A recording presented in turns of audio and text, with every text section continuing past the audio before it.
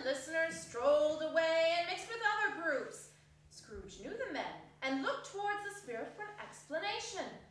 The phantom glided on into a street. Its finger pointed to two persons meeting. Scrooge listened again, thinking that the explanation might lie here. He knew these men also, perfectly. They were men of business, very wealthy and of great importance. He made a point always of standing well in their esteem. In a business point of view, that is. Strictly in a business point of view. "How are you?" said one. "How are you?" returned the other. "Well," said the first. "Old Scratch has got his own at last, eh?" "So I'm told." returned the second. "Cold, isn't it?" "Seasonable for Christmas time. You are not a skater, I suppose." No, something else to think of. Good morning." Not another word. That was their meeting, their conversation, and their parting. The ghost and Scrooge left the busy scene and went into an obscure part of town where Scrooge had never penetrated before. And although he recognized its situation and its bad repute, this den was infamous resort. There was a low-browed beatnik shop below a penthouse where iron, old rags, bottles and bones, and greasy oceans were bought. Sitting in among the wares he dealt in was a gray-haired, rascally, nearly 70 years of age, and smoking his pipe in all the luxury of his calm retirement. Scrooge and the Phantom came into the presence of this man, just as a woman with a heavy bundle slunk into the shop. But she had scarcely entered when another woman, similarly laden, came in too, and she was closely followed by a man in faded black, who was no less startled by the sight of them than they had been upon the recognition of each other.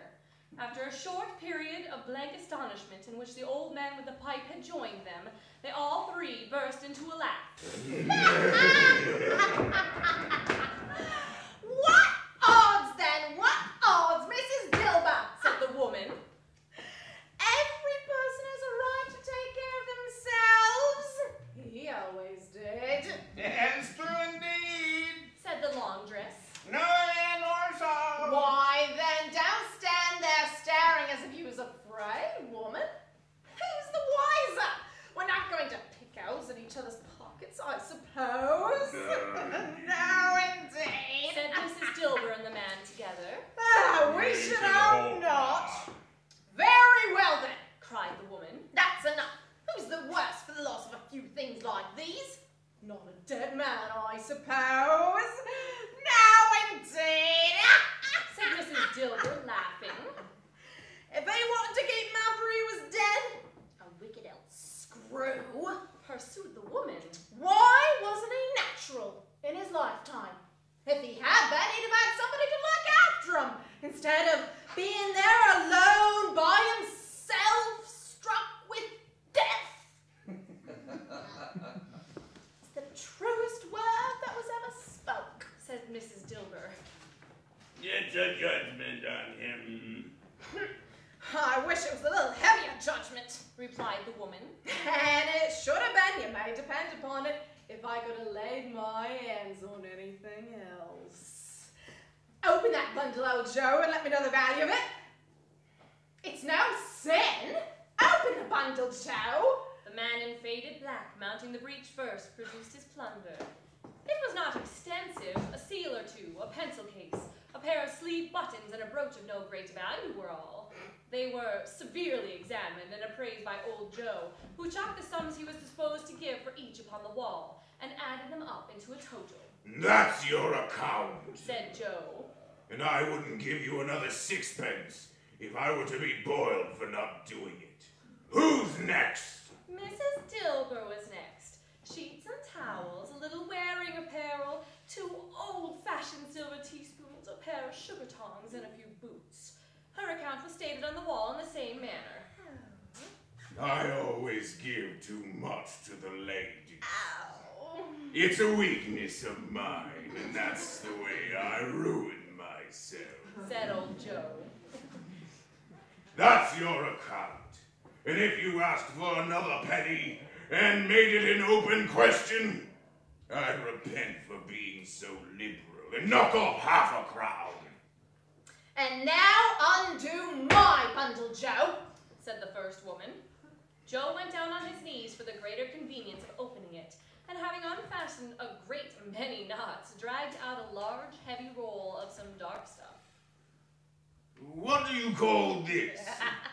A bad curtain?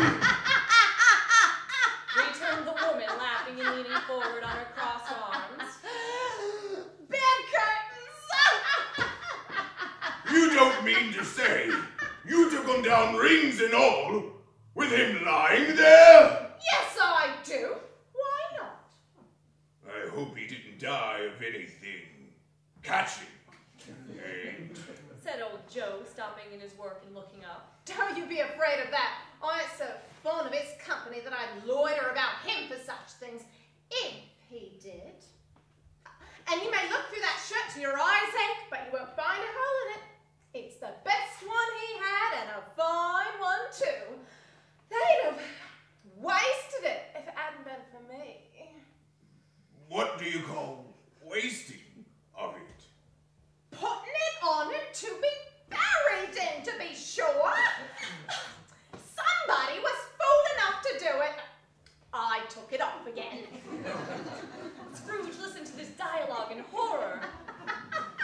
Laughed the same woman when old Joe produced a flannel bag with money in it and told out their several gains upon the ground.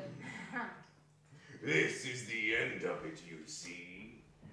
He frightened everyone away from him when he was alive, to profit us when he was dead. Spirit! Said Scrooge, shuddering from head to foot. I see.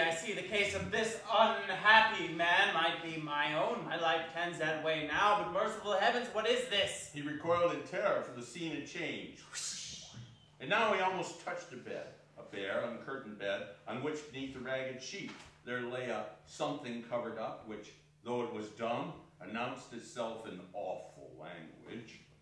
Scrooge glanced towards the phantom. His steady hand was pointed to the head, but he had no more power to withdraw the veil than to dismiss the specter at his side. Spirit, this is a fearful place. In leaving it, I shall not leave its message. Trust us, let us go. Still, the ghost pointed with an unmoved finger to the head. I understand you, Spirit, and I would do it if I could, but I have not the power, Spirit, I have not the power. Again, it seemed to look upon him. Let me see some tenderness connected with the death, or that dark chamber, Spirit, which we just left now will be forever present to me. The ghost conducted him through several streets familiar to his feet. They entered poor Bob Cratchit's house, the dwelling he had visited before, and found the mother and the children seated round the fire. Quiet. Very quiet. The noisy little Cratchits were as still as statues in one corner, and sat looking up at Peter, who had a book before him. The mother and her daughters were engaged in sewing, but surely they were very quiet. And he took a child and set him in the midst of them. Where had Scrooge heard those words? He had not dreamed them. The boy must have read them out as he and the spirit crossed the threshold. Why did he not go on? The mother laid her work upon the table and put her hand up to her face. The color hurts my eyes, She said, the color. Poor Tiny Tim. They're better again. said Cratchit's wife. It makes them weak by candlelight, and I wouldn't show weak eyes to your father when he comes home for the world. It must be near his time. Fasted, rather. Peter answered, shutting up his book. But I think he has walked a little slower than you these last few evenings, Mother. They were very quiet again, and at last she said, in a steady, cheerful voice that only faltered once, I have known him walk with